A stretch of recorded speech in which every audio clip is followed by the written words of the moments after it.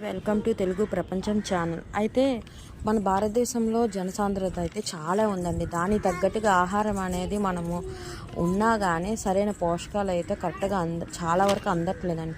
అయితే ఈ పోషకాలు ఏ విధంగా మనం తీసుకోవచ్చు అని అంటే ఆల్రెడీ మన ఏపీఏ కాదు, మన ఇండియన్ గవర్నమెంట్ కూడా ఇదివరకే చిన్నపిల్లలకి కానీ గర్భవతులకు కానీ పాలని గుడ్డుని ఇస్తున్నారు. దాని ద్వారా చాలా వరకు ఈ మాల్న్యూట్రిషన్ సమస్యను తీర్చారు. అండ్ ఇంకోటి ఏంటంటే మన పెద్దవారికి కానీ ఎవరికైనా కానీ చేపల్లోనైతే చాలా పోషకాలు ఉన్నాయండి. ఇదే చేప నేను ఎందుకు చెప్పాను అని అంటే మన భారతదేశానికి ఈ ప్రకృతి ఇచ్చిన గొప్ప వరం అండి. 3 వైపుల సముద్రం. ఈ సముద్రంలోనే చాలా వరకు చేపలు అనేది లభ్యత చాలా వరకు ఉందండి. మన ఇండియా వరల్డ్లోనే 1-2 పొజిషన్లో ఉన్నాయండి చేపల ఉత్పత్తిలోనే. అలాంటి దాంట్లో మనం చేపలను కానీ కన్జ్యూమ్ చేస్తే మనం మాల్న్యూట్రిషన్ సమస్య నుండి మనమే తగ్గించుకోవచ్చండి.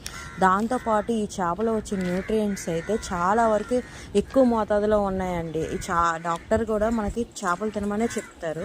అయితే ఈ చేపల్లో ఏ రకమైన పోషకాలు ఉన్నాయి, అది మనకి ఏ విధంగా ఉపయోగపడుతుంది అనే విషయము తెలుసుకుంటండి. చేపల్లోనైతే ప్రోటీన్ ఉంటుందండి, ఒమేగా 3 ఫ్యాటీ యాసిడ్స్ ఉంటాయి, తర్వాత vitamin D, B12, B2, iodine, selenium, magnesium, potassium, iron, ఇలా చాలా మూలకాలు అనేది చేపల్లో మనకి లభ్యమవుతాయండి. అయితే ఈ ఒమేగా 3 ఫ్యాటీ యాసిడ్ కోసం మీకు ఇదివరకు నేను ఒక వీడియో చేశానండి. ఒకసారి ఆ వీడియో చూస్తే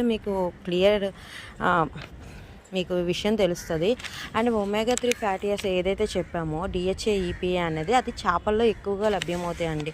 అయితే మనం బెనిఫిట్స్ అయితే చూద్దామండి. ఒమేగా 3 ఫ్యాటీ యాసిడ్స్ మనం తీసుకునేటప్పుడు మనకి బ్రెయిన్లో ఫంక్షనింగ్ అనేది బాగా జరుగుతుంది. తర్వాత మనకి హార్ట్ ప్రాబ్లం ఏదైతే వస్తుందో దాన్ని అటువంటి రిస్క్ ఫ్యాక్టర్స్ అనేది తగ్గిస్తుంది. మన ఏజ్ పెరుగుతున్న కొద్దీ ఐసైట్ అనేది డెవలప్ అవుతుంది. దాని నుండి కూడా ఐసైట్ని నియంత్రిస్తుంది ఈ ఒమేగా 3 ఫ్యాటీ యాసిడ్ మనకి బాడీలో ఉన్నట్లయితే. అదేవిధంగా ఇదే చేపలో నుండి ఈ పోషకం అనేది ఎక్కువగా వస్తుందండి. ఒమేగా 3 ఫ్యాటీ యాసిడ్ మాత్రం పుష్కలంగా లభ్యమవుతాయి.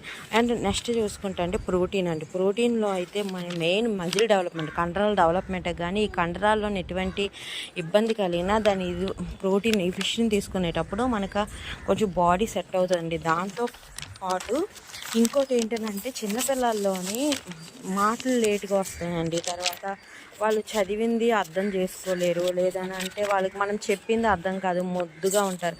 అలాంటి పిల్లల్ని దాన్ని ఏమంటారంటే హంటింగ్టన్స్ డిసీజ్ అంటారండి. అటువంటి డిసీజ్ కూడా క్యూర్ చేసే కెపాసిటీ అనేది ఒక ప్రోటీన్, ఆ ప్రోటీన్ మన ఫిష్లో పుష్కలంగా లభ్యమవుతాయండి. దాంతోపాటు అండి పిల్లలకి ఫిష్ ఇచ్చేటప్పుడు కూడా పిల్లలకి మనము 15 grams అని ప్రోటీన్ అనేది మనం పిల్లలకి ఇవ్వాలండి. ఇంకోటి ఏంటంటే ప్రోటీన్లోని లైసిన్, నియోసిన్, థియోనిన్ అని ఈ ఎంజైమ్స్ ఉంటాయి. ఇవేవైతే మన డైజెషన్స్లోని ఈజీగా డైజెస్టబిలిటీ అవ్వడానికి ఈ ఎంజైమ్స్ ఉపయోగపడతాయి. ఆ ఎంజైమ్స్ కూడా ఫిష్లో ఉన్న ప్రోటీన్ అనేది సప్లై చేసి మన డైజెషన్ ప్రాబ్లం కూడా క్లియర్ చేస్తుందండి. నెక్స్ట్ ఇంకోటి ఏంటంటే ప్రోటీన్లోనే కాకుండా అండి విటమిన్ డి అండి. విటమిన్ డి కూడా మంచి రోల్ ప్లే చేస్తుందండి. మెయిన్ బోన్ స్ట్రెంత్కి కానీ లేదనంటే మనం బాగా స్ట్రెస్ ఉంటామండి. ప్రజెంట్ లైఫ్ అందరివి స్ట్రెస్ బూస్టర్సే. అయితే ఈ స్ట్రెస్ రిలీఫ్ కూడా విటమిన్ డి అనేది చాలా కీలక పాత్ర పోషిస్తుంది. మన మెంటల్ హెల్త్ని అనేది సరిచేస్తుంది. దాంతోపాటు నర్వ్ సిస్టమ్ మీద కూడా దాని ప్రభావం బాగా చూపిస్తుందండి. అయోడిన్ తీసుకుంటండి మన థైరాయిడ్ ప్రాబ్లం ఎవరికైతే ఉందో ఆ థైరాయిడ్ ప్రాబ్లం ఉన్న వాళ్ళకి ఈ ఫిష్ అనేది కన్జ్యూమ్ చేస్తే అయోడిన్ లెవెల్ అనేది సమతుల్యం చేస్తుందండి. ఓవర్ కానీదు, తగ్గినీదు. ఆ విధంగా ఇంకోటి ఏంటంటే ఐరన్ అండి. ఇది చెప్పుకోవాల్సిన విషయం ఏంటంటే అండి ఫిష్లో లభ్యమయ్యే ఐరన్ మాలిక్యూల్స్ అనేది ప్రెగ్నెంట్ లేడీ కానీ తీసుకుంటే తను తీసుకునేటప్పుడు బ్లడ్ అనేది కొంచెం ఎక్సెస్గా సప్లై చేస్తుంది. అది తనకును తన బేబీకి సరిపోతుందండి. చాలా వరకు మీరు హై రిస్క్ ఫ్యాక్టర్స్ కేసెస్లో ఏమంటానంటే బ్లడ్ లేదండి, మేము ఆపరేషన్ చేయలేము, బ్లడ్ ఎక్కించాలి ఇమీడియట్గా అని అంటారు కదండి. అలాంటి ప్రాబ్లమ్స్ నుండి కూడా ఈ ఫిష్ మనం డ్యూరింగ్ ప్రెగ్నెన్సీలోని మన ఫిష్ని కన్జ్యూమ్ చేసాము అని అంటే మనకు ఆ ఫ్యాక్టర్ నుండి కూడా మనము ఈజీగా ఇబ్బంది నుండి తొలగచ్చండి.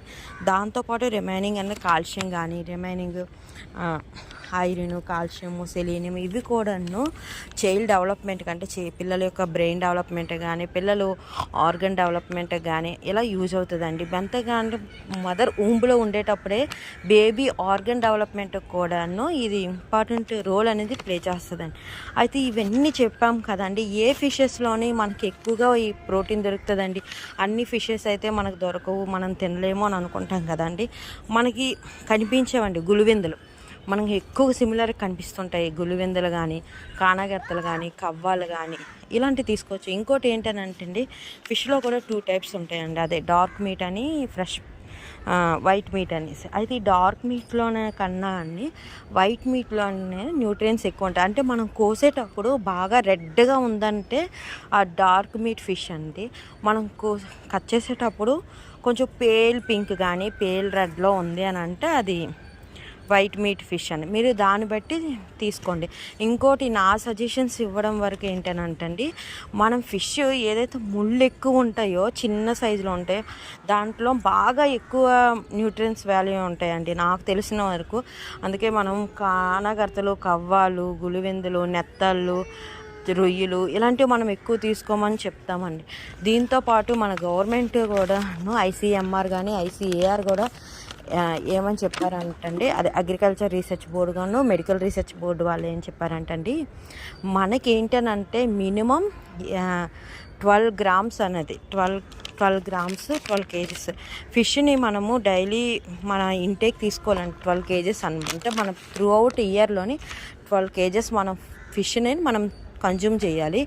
అదే మనకి టార్గెట్ కూడా ఏం చెప్పాడంటే 2031కి వచ్చేసరికి అంటే 2031 సంవత్సరానికి 21 కేజీల ఫిష్ అనేది ఒక మనిషి తినాలంటండి సంవత్సరానికి. ఇది ఐసీఎంఆర్ వాళ్ళు కూడా, ఐసీఏఆర్ వాళ్ళు, సిఫ్నెట్ వాళ్ళు, సిఎంఎఫ్ఆర్ వాళ్ళందరూ కలిపి ఇచ్చిన రిపోర్ట్ అండి. సో ఇన్ని న్యూట్రియంట్స్ వాల్యూ ఉన్నాయి.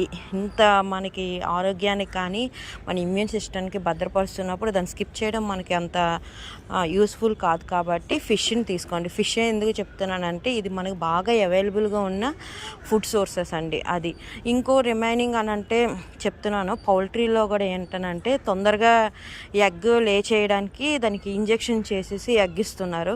ఫిషెస్లో కూడా అలాగే అంటే కల్చర్ దాంట్లో జరుగుతున్నాయంట. కానీ అది వరకు అంతవరకు ఏం లేదండి, అంత టెక్నాలజీ మన వరకు అయితే రాలేదు. కానీ నాకు చెప్పడం బెటర్ సీ ఫుడ్ అయితే మీరు ప్రిఫర్ చేయండి. ఫ్రెష్ ఫిష్ కూడా మనకి రిజర్వాయర్లోన, తర్వాత క్రీక్స్లోన, ట్యాంక్స్లోన దొరుకుతాయి. దాన్ని తీసుకుంటే టేస్టీగా ఉంటుంది మనం వండుకునేటప్పుడు కానీ దేనికైనా బాగుంటుందండి. సో నా వీడియో మీకు నచ్చినట్లయితే ఒక సబ్స్క్రైబ్ చేయండి అండ్ షేర్ చేయండి. థ్యాంక్ యూ అండి.